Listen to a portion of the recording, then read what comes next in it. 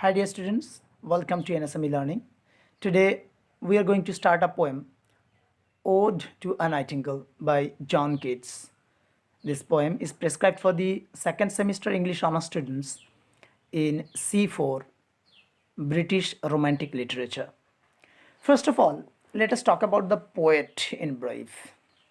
As we all know, John Keats was one of the famous romantic poets. He was one of the second generation English romantic poets. As a poet, he died very young. He lived for only 25 years, and within this brief span of life, he contributed much to the English literature or English poetry in particular. Keats was born in 1795 in London, and his life was a very painful life. He lost his parents at an early stage of life. His father died. His father was a stable keeper, and he died when Keats was at the age of 8, and Keats lost his mother at the age of 14. He was sent to a school in Enfield, and there he was befriended by Charles Godwin Clark, the son of a master. And when he was reading in the school, he had the desire to study and learn the writings of the great writers, particularly of the great classical writers.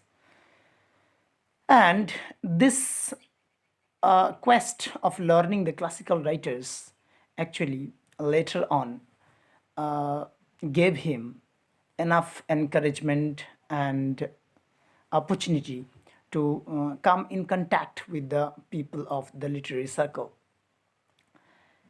Then he left his school in 1810, and he then apprenticed to a surgeon, then passed the exam and became a surgeon.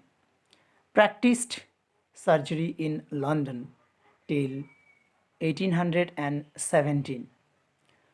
But he found that this was not a suitable profession for him, so he quit it and concentrated on writing poetry.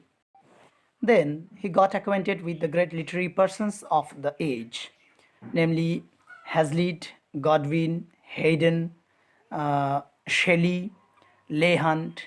These men gave him support to compose poems. In 1817, he published his first collection of poems, but it was completely a failure. Then, in 1818, he published his second poem, Endymion, which was mercilessly criticized by Quarterly Review and Blackwood's magazine. But he did not stop writing. Another thing worth mentioning here that he by this time was affected by consumption or a disease called tuberculosis. We must mention here that he lost his younger brother Tom and his mother because of the disease tuberculosis, and here he himself also is affected by this. But this disease could not bend him or make him surrender. He continued his laborious work of writing for the next 2 years. Then, in 1820, he published his Lamia Isabella and other poems. One thing I would like to tell you that the works of Keats was not so much appreciated and practiced when he was living, he was alive, but his works were greatly appreciated after his death. Now, by this time, that is in 1820, his disease became more critical and his condition was getting deteriorated.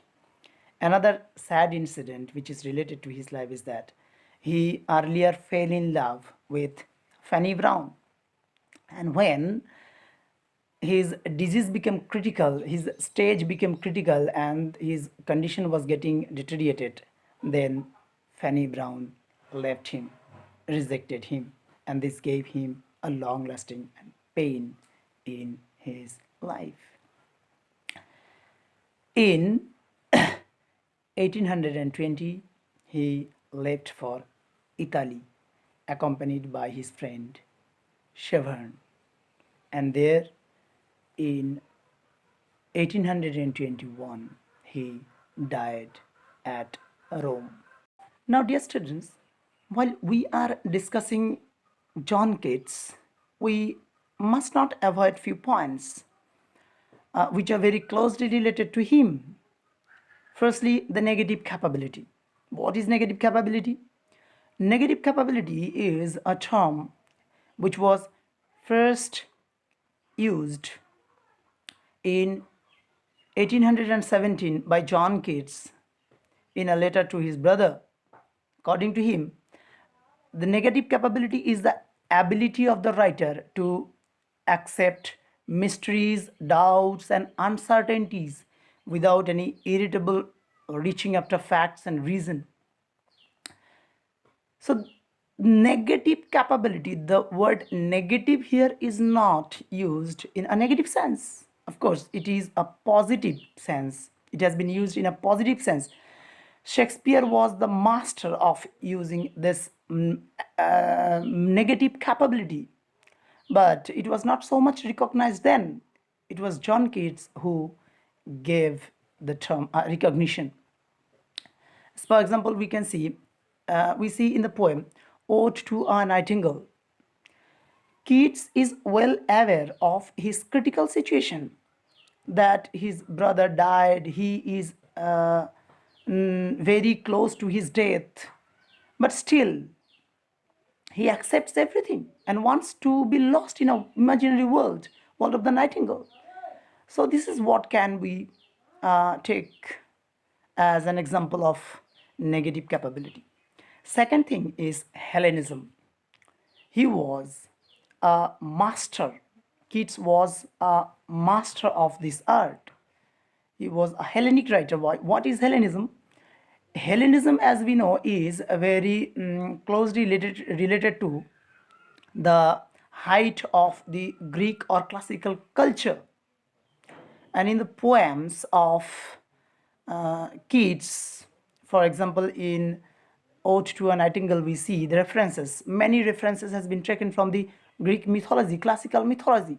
So his love of classical culture, Greek culture, is known as Hellenism. For example, we see that he says the blushful hypocrite. He also takes the example of Bacchus, Hades, the river that the Lethe river that runs through Hades. There are so many examples which can be cited as example of Hellenism, Keats' Hellenism. Thirdly, escapism. As we all know, most of the romantic poets are escapist. Keats is also not an exception. We see in Ode to a Nightingale, Keats wants to leave the world. Now, what is escapism? Escapism is when the writer or when the poet is in a troublesome situation and he wants to escape from that situation, and he wants to be lost in a situation that he prefer in his imagination. That is what is known as escapism. We see that Keats is very much fed up with the cares and anxieties of his life, the pains of his life. That is why he wants to leave the world unseen and wants to be a part of the imaginary world of the Nightingale. So he wants to escape this world and he wants to lost in his imaginary world, which he thinks is a peaceful world. So this can be taken an example of his escapism. Finally, sensuousness. Keats' sensuousness is also worth praising. So what is sensuousness? Sensuousness is an art in poetry that actually appeals to our senses, like hearing, touching, seeing, smelling, and tasting. The best example can be taken from the fifth stanza of the poem, which is an ideal example of sensuousness. He says that I cannot see what flowers are there at my feet, nor what soft incense hang upon the boughs, but in embalmed darkness gaze each sweet, wherewith the seasonable month endows. Then he goes on mentioning the names of few flowers, fruit trees, and grasses. So these description of the flowers, fruits, these actually appeals to our senses. The delight, the charm of reading such kind of poetry is that it actually gives us a sensuous pleasure, the pleasure that we can take or enjoy through our senses. So these few important things we must keep in our mind while we are going through the poems by John Keats. So dear students, today I'm going to close this video here, and in the next video I shall continue. Thank you.